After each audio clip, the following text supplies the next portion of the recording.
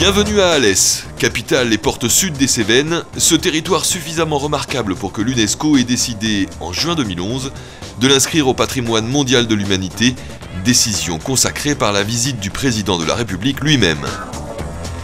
Bienvenue dans la deuxième ville du département du Gard, seule ville du Languedoc à arborer 4 fleurs sur ses panneaux d'entrée. Un label prestigieux, obtenu en 2008, renouvelé en 2011, et dont seulement 205 communes de France sur 36 000 peuvent se prévaloir. Parfaitement située au pied des Cévennes, Alès a pour blason une aile, cette aile qui la porte désormais vers de nouveaux sommets. De plus en plus attractive, la ville accueille chaque année entre 500 et 700 nouveaux Alésiens.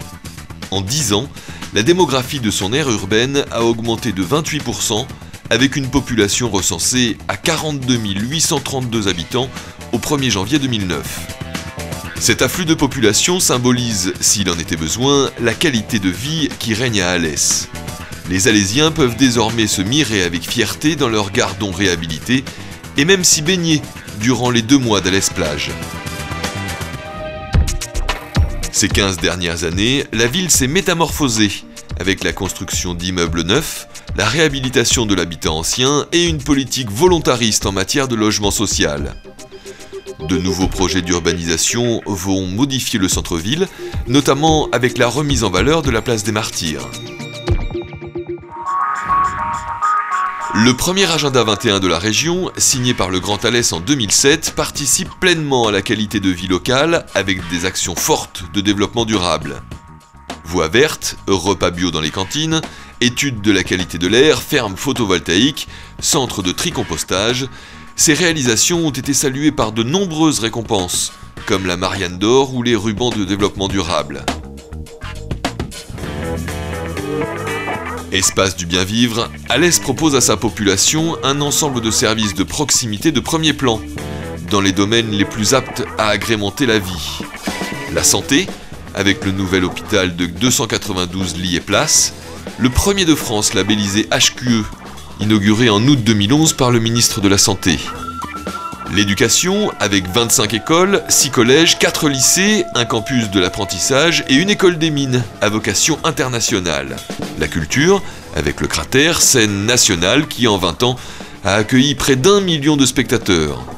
La médiathèque Alphonse Daudet et ses 2 millions de visiteurs en 10 ans, l'école de musique Maurice André, les 2 musées gratuits, le pôle culturel et scientifique de Rochebelle, inauguré en septembre 2010, et les nombreuses manifestations festives, dont certaines de renommée nationale comme les Fous Chantants.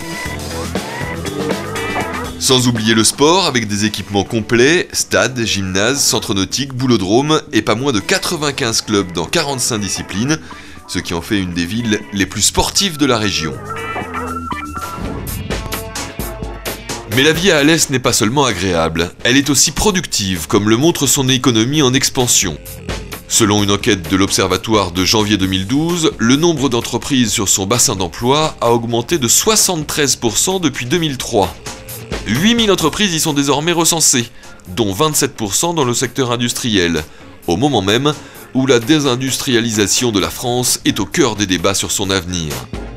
S'appuyant sur ces 3 pôles de compétences, pôle mécanique, pôle écoactivité et pôle biotechnologie, et sur son socle traditionnel avec des entreprises phares comme SNR, Axins, Rhodia, Crouzet ou Merlin-Gérin, Alès demeure le premier pôle industriel du Languedoc-Roussillon.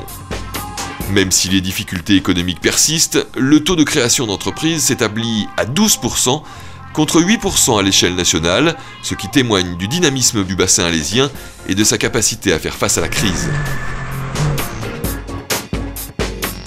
Alès se définit comme une ville audacieuse, c'est le sens de la récente campagne de communication lancée en novembre 2011 à l'Assemblée nationale. Ville qui bouge, Alès apparaît bien comme le moteur d'un territoire en mouvement qui a vocation à poursuivre son élan vers un dynamisme accru. Ainsi, avec le futur pôle métropolitain, l'un des tout premiers de France que le Grand Alès va créer en juin 2012 avec Nîmes Métropole.